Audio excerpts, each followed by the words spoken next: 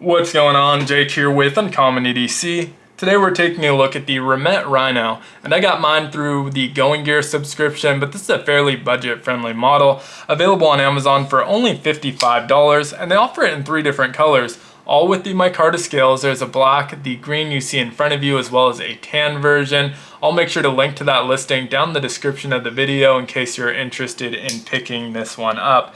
Now, design-wise, I find the aesthetics on this one extremely appealing, starting with that blade. Love the blade shape. It's just a simple drop point style blade, but if you take a look at that spine, there's this cutout that's almost harpoon-esque. Definitely not a harpoon style blade, but that's just where my mind went when I saw it. Nice wedge on that as well. We do have the fuller, which looks great and is also functional. Partial flat grind on there, and then love the placement of that thumb stud when that blade's deployed. You can see it tucks nicely into the handle, out of the way, out of the cutting path. So good job in that regard. In terms of our handle, nothing too crazy going on design-wise, but the contours look great. The micarta is well executed. It's super soft, but not super fuzzy, which is nice. We have a blue pivot color, which is a nice accent, but to be honest, on the green micarta scales here, really isn't doing much for me. It kind of gets washed out and lost in the green. I think it would have been better off with a different color pivot color, but that does look really great with the black micarta scales. Same thing with the tan. I just think it doesn't pair that well. Maybe a different color pivot color would have match better. And I typically love blue pivot colors. I just don't really feel like it's adding a whole lot to this design. Really not taking anything away either. You just don't really notice it most of the time. So not too big a deal there. Now, in terms of size on this one, I'd say extremely medium sized knife, 7.32 inches overall, which is definitely in my preference zone for overall length of a knife. So definitely happy with that. 4.17 inches on the handle, which allows me to get all 4 fingers around it, no problem whatsoever. There's even some room to spare, so if your hands are a little bit larger, shouldn't have a problem getting all 4 fingers onto that handle. It's also extremely ergonomic, no hot spots whatsoever. Pocket clip disappears just like it's supposed to and feels great in the hand. 3.15 inch drop point style blade, 14C28N on the steel, and so great budget steel overall. We got this partial flat grind that comes to a super thin edge, which is nice. Came with a pretty good factory edge out of the box. Very minimal branding. You can see Remette on that show side, and really nothing else while it's open. While it's closed, you do see the 14C28N just there on the flipper tab, really discreet and out of the way, so nothing too major there. As far as our deployment methods go, it's on bearing, so extremely smooth, and we have lots of different deployment methods. My go-to has been that thumb stud because this does have a heavier detent, and when I was looking at it on Amazon just to kind of do some research on pricing and that sort of thing, I noticed a lot of the Amazon reviews mentioned that extremely heavy detent. That's definitely the case for me as well, but it feels great with the thumb stud because you have to put some pressure behind it to get it going, but once you do, super snappy, and so that's why I've kind of gravitated towards that thumb stud deployment. But we also have that fuller, which it's a little bit heavy for the fuller. You kind of have to get used to the placement of your finger for the forward in order to middle finger flick it out. Definitely doable still. My wife had a very hard time with it, but she doesn't middle finger flick a lot of knives. So for me, I'm able to do it, but it's on the heavier side for my wife, very difficult. Now, last but not least, in terms of the intended deployment methods, is that front flipper. And I'm not great with front flippers, but the combination of the not ultra grabby jimping and the heavy detent makes this one a little bit difficult. Sometimes I'm able to do it. There we go, no problem. Sometimes I've struggled with it, and so right now it seems like I have the kind of motion down perfectly for it, but I've definitely struggled with that heavier detent combined with that front flipper for sure.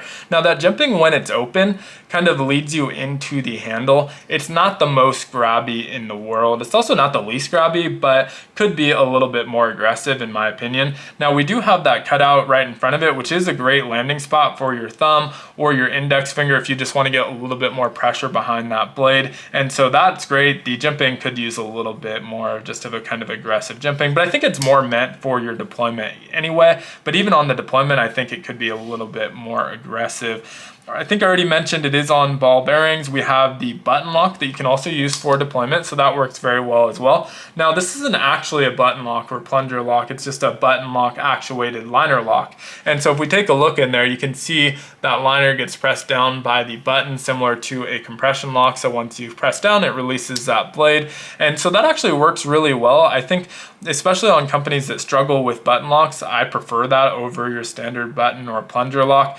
ProTech is one of those companies that really has it down and it works well. I don't think they need to, but for companies that do struggle with it, I think this one is more consistent and easier to execute well without feeling like a lot of stick and just kind of a weird action with that button, super bouncy and stuff like that. And this one works really, really well. There's no stick whatsoever, just super smooth, easy to actuate. You can see it sticks up a little bit high when it's deployed, but I've never had any issues like pressing down on that button while I'm using it. You can see it's really not close to any part of my hand there, so not super worried about that. And then when it's closed, it's pretty much flush with that micarta, maybe sticking up a hair, but again, no accidental pressing of that where it deploys the blade. I think there was one Amazon review that mentioned that as well, but with mine, it's pretty flush. I'm not super concerned with that. Now, our pocket clip is a right hand tip up deep carry pocket clip, so nice deep carry, super pliable, a little bit too pliable in my opinion, super easy to get in and out of the pocket, but after just destroying a pocket clip getting out of my car like a week ago, pretty nervous about this one having the same fate because it is extremely pliable, so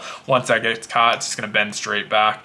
Also not reversible, so right hand only, unfortunately, which is unfortunate because although the button lock isn't necessarily ambidextrous, plenty of lefties have adapted to using their index finger for manipulating that button lock. And even me as a righty, I don't have a problem manipulating that button lock with my index finger. So otherwise it would have been a pretty ambidextrous knife. We also have a partial backspacer back here that hides our lanyard tube. So always like when the lanyard's kind of out of the way, there's no hole on the side of it, it's just tucked into the back. So if you need it, it's there. And if you don't use it, you don't really even notice it there, which is nice.